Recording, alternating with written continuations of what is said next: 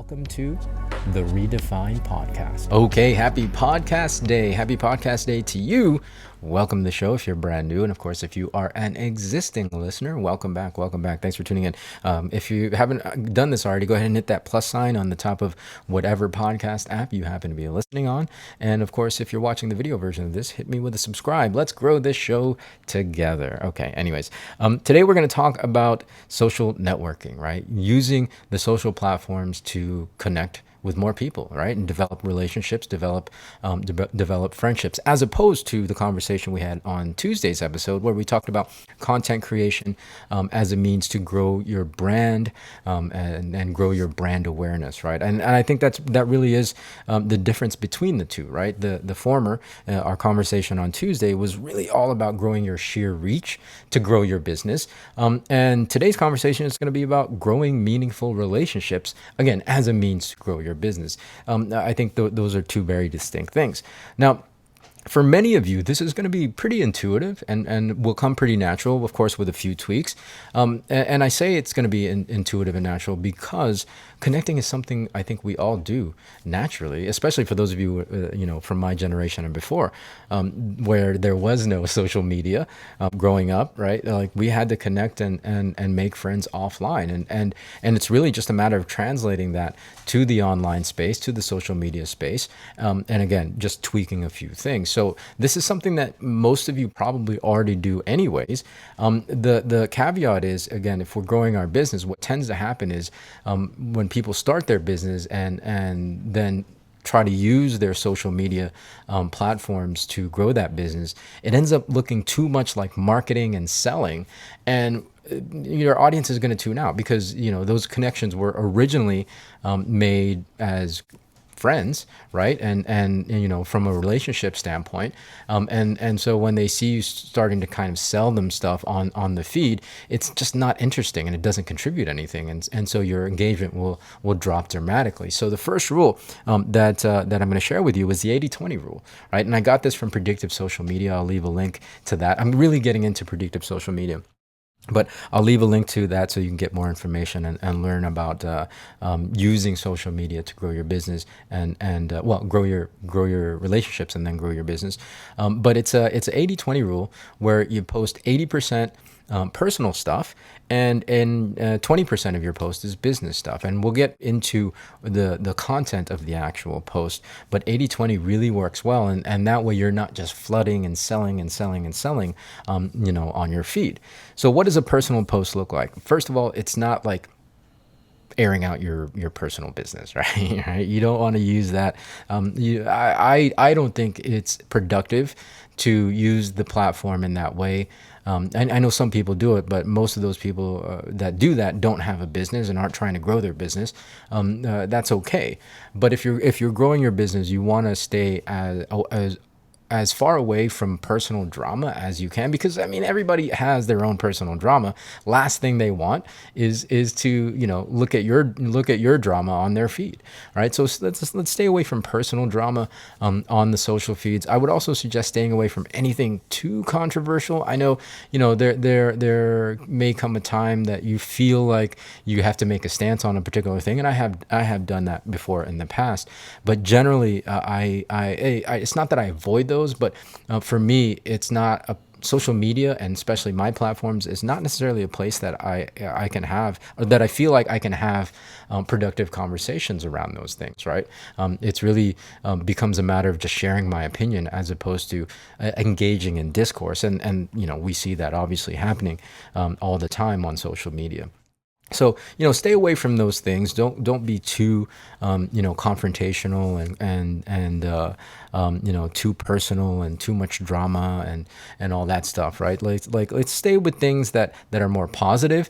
And when it comes to personal things that you want to share, personal posts is really, for me, I think of it as what brings you joy, right? What excites you? What things are you passionate about? What things are you really, really interested in? What things make you, make you curious, right? Like what things kind of expand your mind and expand your perspective. Sharing these things with other people allows them to get a little peek of what you're into, and not only that, but it'll also attract people that are into the same thing. So keep that in mind, and that's the difference. I think they're in content creation. So like we have this idea that you got to be provide value in your content, and I'm starting to steer away from that and moving more towards contribution. And again, that's a word that predictive social media uses. They say leave a contribution, and that, again, that contribution can be in many forms. But for me, the main idea is contributing a little bit of positivity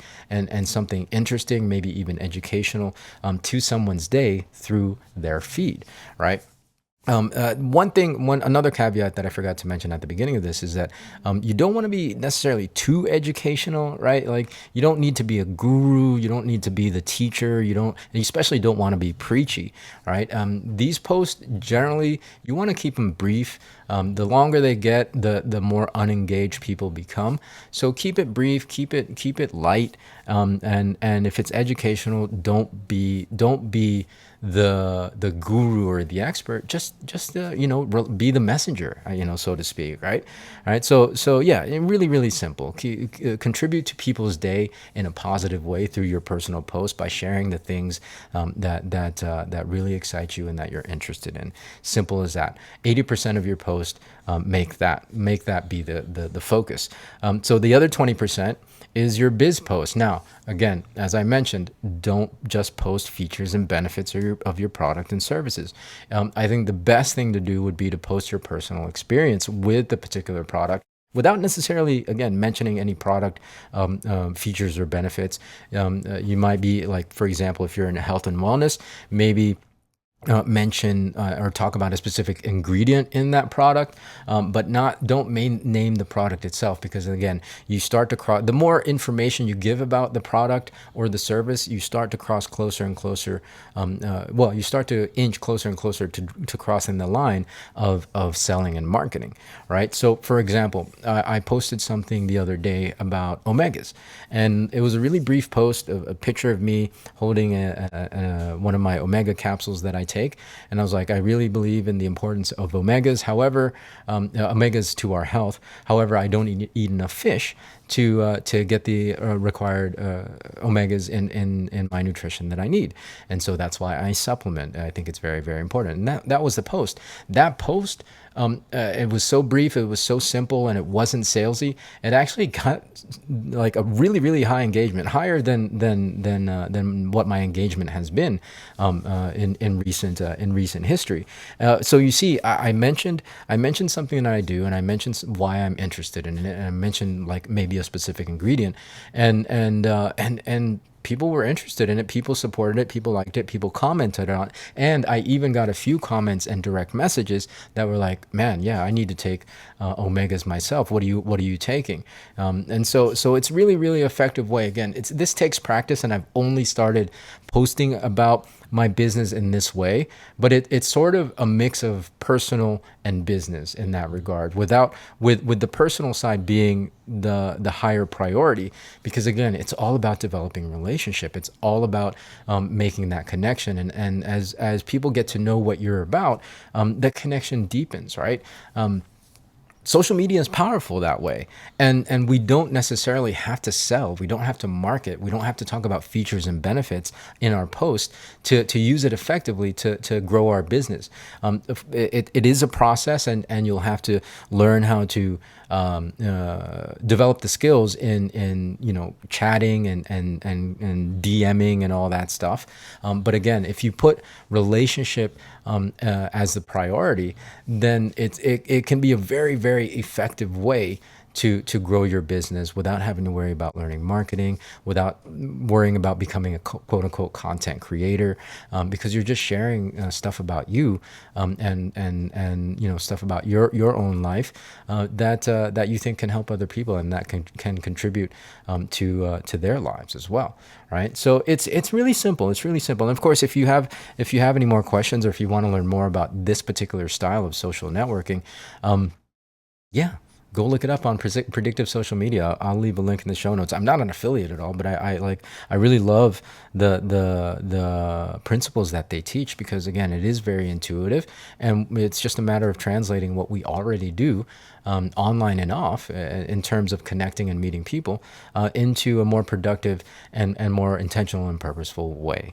So that is social networking, a revolutionary idea for growing your business. Thanks for tuning in. I'm going to go ahead and hop out because the dogs are starting to get restless downstairs, but I appreciate you. Have a great rest of your week. Have a great weekend. We'll catch you on Tuesday with a fresh new one. So until then, be well, be safe.